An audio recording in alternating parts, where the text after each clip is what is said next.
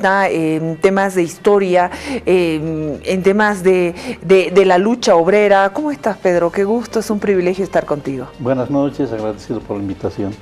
Pedro, la Central Obrera Boliviana, que insistía en el discurso de que el compañero del binomio presidencial del movimiento al socialismo tenía que salir de la clase obrera, se dio finalmente, brindaron su apoyo, respaldo total a Álvaro García Linera, y por lo que vemos en los medios de comunicación, habrían logrado hacer una especie de acuerdo a cambio de ministerios, diputaciones, senaturías. ¿Te parece en este momento pertinente hablar de ese movimiento obrero, que dio una lucha muy fuerte en las dictaduras, que hizo historia? Bueno, evidentemente hay una degradación de la Central Obrera Boliviana que implica una decadencia de varios aspectos de la vida social y política en Bolivia. Y eso tiene que tener consecuencias que significan que una renovación, una regeneración siempre está al orden del día y se plantea como ineludible, digamos, en este periodo.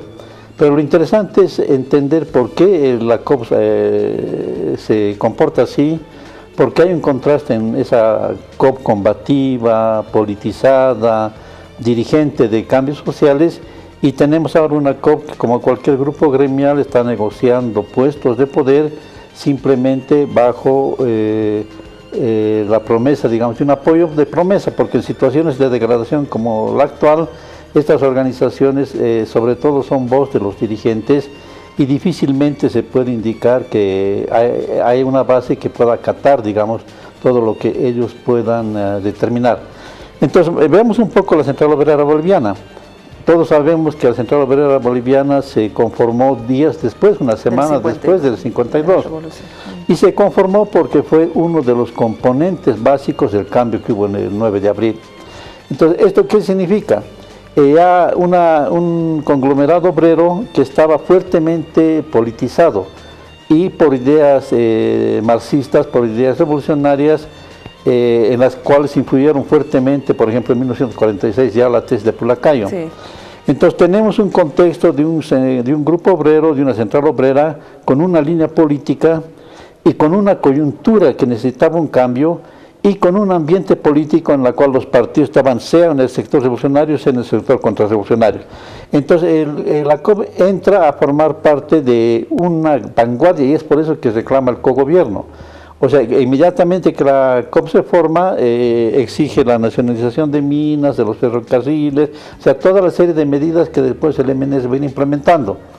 Es posible que el MNS no hubiese hecho estas medidas si no hubiese habido esa presión, por un lado de la Central Obrera Boliviana y por otro de los campesinos, la toma de tierras que hubo y que orilló, digamos, a la reforma agraria.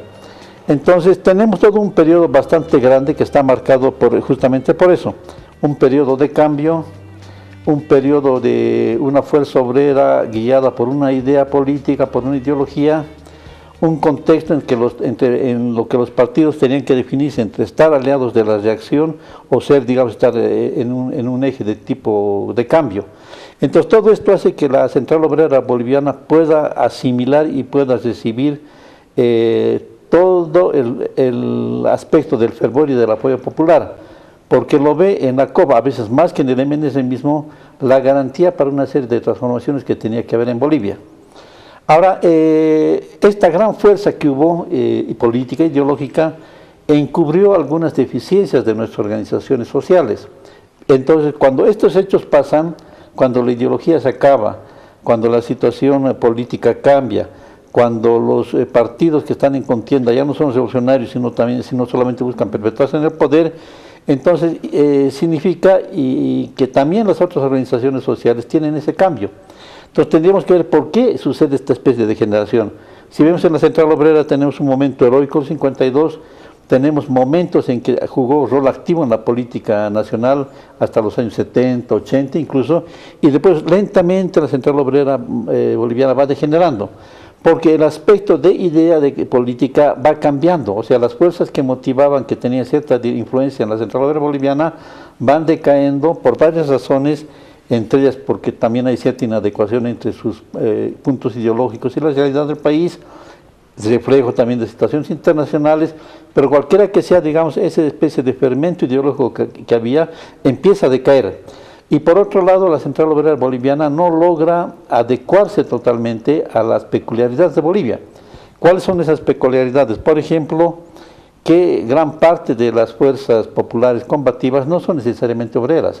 Hay una clase obrera, los maestros son clase media, por ejemplo, hay una clase media bastante combativa que se inscribe en las banderas del obrerismo, por supuesto.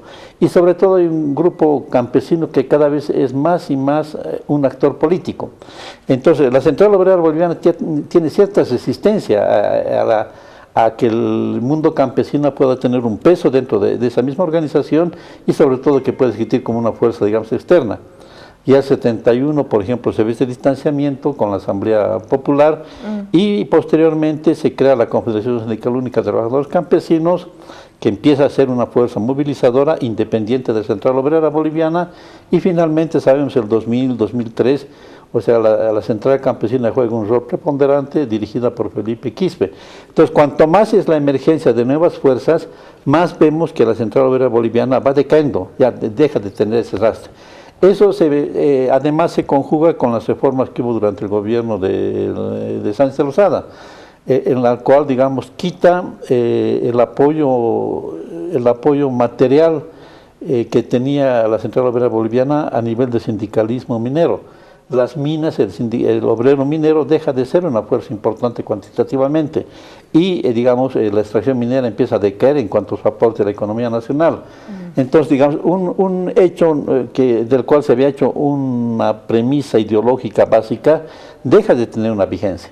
Entonces, todos estos elementos empiezan a conjuncionarse y la Central Obrera Boliviana empieza a perder ese rol político, ese rol de análisis y de acción revolucionaria, y empieza a adoptar las facetas típicas de una sociedad colonial que vivimos.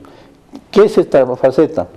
Hay un poder y el poder, cualquiera que sea, se mantiene porque quienes están abajo simplemente buscan tener cierta migaja de ese poder central.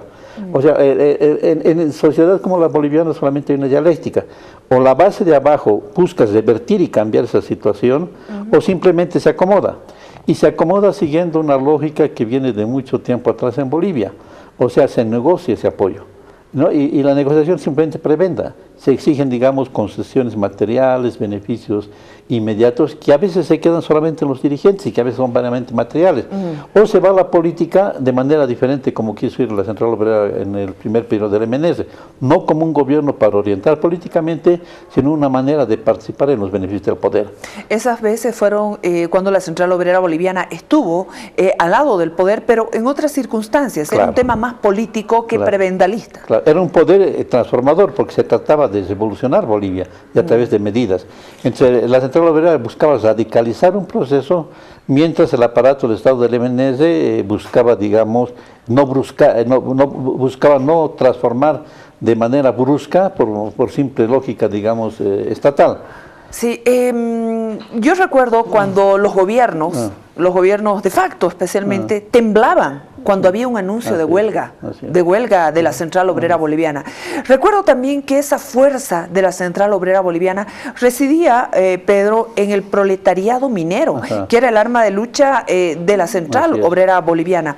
El inicio del final combativo de la COP, según dicen, fue el 21060 promulgado por Víctor Paz Extensor. El 21060 porque evidentemente quita la base material objetiva, es decir, la cantidad de obreros que eran mineros y el papel importante, digamos, de las minas en la economía nacional. Entonces, al no existir esos elementos, digamos, se merma y se disminuye la fuerza interna de la Central Obrera Boliviana. Pero también los cambios que hay a nivel internacional. A nivel internacional, los esquemas de tipo socialista empiezan a debilitarse y sabemos todos que a fines de los años del siglo XX el muro de Berlín cae y el socialismo real se transforma. Entonces, todos estos hechos conjugados hacen que las ideas que motivaban y que daban fuerza, digamos, a la Central Obrera Boliviana cambien y que vaya degenerando simplemente en ser un apéndice, una cuestión puramente nominal, pero ya deja de tener esa fuerza real y esas ideas, digamos, que daban, digamos, su prestigio y que le hacían una fuerza a tomar en cuenta. Entonces, lo que tiene el gobierno ahora, digamos, es un apoyo eminentemente simbólico, o sea, es una cuestión lírica. O sea, porque cuando hay preventa... Pero no es legítimo. No solamente no es legítimo, sino que cuantitativamente puede ser ilusorio, porque eso no implica, digamos, que las bases puedan seguir. O sea, digamos, cuando hay este tipo de relacionamiento prevental, la gente de veces sabe que es una cuestión que aprovecha la cúpula, y la gente simplemente, algunos dirigentes tratan de llegar a la cúpula para también aprovechar, pero no se manifiesta exactamente, digamos, en un comportamiento político que van a tener las bases. Recuerdo cuando se pretendía destruir al movimiento sindical a partir de Víctor Paz Estenssoro, los fabriles, los ferroviarios, los gráficos. La COP nunca más llegó a tener esa fuerza combativa, más aún cuando muere ya su secretario ejecutivo por décadas, Juan Lechino Oquendo. Exactamente. Si digamos, es una constatación básica lo que acabas de decir, que de un tiempo a esta parte la COP dejó de ser esa fuerza combativa, sus llamados, por ejemplo, a huelgas generales ya no eran seguidas. ¿Qué garantiza que un llamado a votar por el gobierno va a ser seguido? O sea, lo que es débil, lo que es ineficaz, digamos, en un aspecto también es en el otro. O sea, el gobierno tiene simplemente un aspecto de fantasma y un aspecto que quiere utilizarlo publicitariamente. Pero si analizamos finamente, eso no compromete de ninguna manera un voto popular al actual partido de gobierno. Es más, le puede resultar contrario, porque dentro del movimiento obrero puede dar lugar a contradicciones y a surgimiento de nuevas centrales, digamos, más politizadas, o en todo caso va a dinamizar, digamos, el fortalecimiento de nuevos tipos de organización con nuevos actores, el elemento campesino, el elemento de la clase media, etcétera, y que pueden o no, digamos, concretizarse en formas de centrales, pero que en todo caso va a tener su peso en las próximas elecciones. Esos dirigentes, después de Juan Lechino Oquendo, aquellos que sí están en la memoria, Simón Reyes, por ejemplo, Edgar Huracán Ramírez, Salas, también López, ellos sí venían a ser como los maestros de la verdadera escuela sindical, que era antes la Central Obrera Boliviana, el seno del pluralismo ideológico, se decía, donde habían ideas, había propuesta para dirigir a la clase obrera. Sí, sí, y vemos, digamos, a medida que pasa el tiempo, esa magnificencia en la calidad de dirigentes que tenía, digamos, va a pasar otro tipo, porque cada momento histórico tiene los dirigentes que se merecen. Y si vemos, digamos, que los actuales dirigentes de la COP desde hace años no tienen nada, digamos, no van ni a la sombra de estos dirigentes históricos, es porque, digamos, en conjunto la organización y la proyección política en el ente que están, digamos, deja de perder esa fuerza, esa credibilidad. Entonces, el agotamiento institucional se refleja en la calidad, digamos, de los dirigentes que se tiene. Tú lo has manifestado ya en líneas generales, pero me gustaría que hagas un poquito más de énfasis en ese que para muchos es el acabose con el surgimiento de las organizaciones sociales, el sustento del actual gobierno. Vemos una CONALCAM, vemos que estas organizaciones sociales han sido alentadas por líderes que en sus orígenes tenían la escuela de la Central Obrera Boliviana. Luego se han convertido como que en detractores, aparecen organizaciones campesinas y hay los trabajadores a nombre del control social, surgen los movimientos paralelos al sindicalismo. Al final la COP pierde su representatividad. La COP pierde su representatividad, la COP pierde, digamos, esa influencia ideológica y política que tenía que ser, porque se dan los casos, o sea, la historia emplaza este tipo de organizaciones a culminar, digamos, un cierto tipo de trabajo. Y ese tipo de trabajo no solamente puede ser político y puede tener referencias en el poder. Y la COP se planteaba el tema del poder, o se planteaba el tema del poder con el MNS, donde quería ser cogobierno, se planteó el tema del poder con la Asamblea, digamos, popular en el tiempo de Torres, y se planteó siempre incluso en el tema directo, digamos, de acceso al poder. Entonces, en la medida que organizaciones de este tipo no tienen, digamos, una función de poder, necesariamente van a ir degenerando. Entonces, ¿qué sucede? Entonces van a dejar que las organizaciones que son básicas, las bases, los movimientos sociales, puedan tener un protagonismo porque el ente matriz, el ente que debía haberlos guiado, digamos, ya no es operativo. Ahora, ¿cómo se llama? Esas organizaciones sociales no se emplazan a la COP porque no son movimientos articulados, no son movimientos con doctrina, sino significa la manera como el pueblo, digamos, que estaba alejado del poder, se ha mantenido siempre. O sea, cuando el pueblo no tiene acceso a la administración, no es Estado, O sea, al mismo tiempo está sometido a un poder, hace resistencia, pero al mismo tiempo necesita articular. Y articula históricamente con lo que ahora conocemos como los movimientos sociales. Gremios que buscan, digamos, cierta coexistencia, ciertos privilegios por parte del poder, toleran al poder como el siervo toleraba al señor feudal, en la medida que le pueda garantizar cierta protección. No se inmiscuyen, no se funden con el poder, en determinados momentos incluso son una amenaza porque está latente, digamos, contradicciones y resentimientos históricos, pero que generalmente actúan en coordinación con ese poder. La articulación entre movimientos sociales y más no es nueva, la ha habido siempre.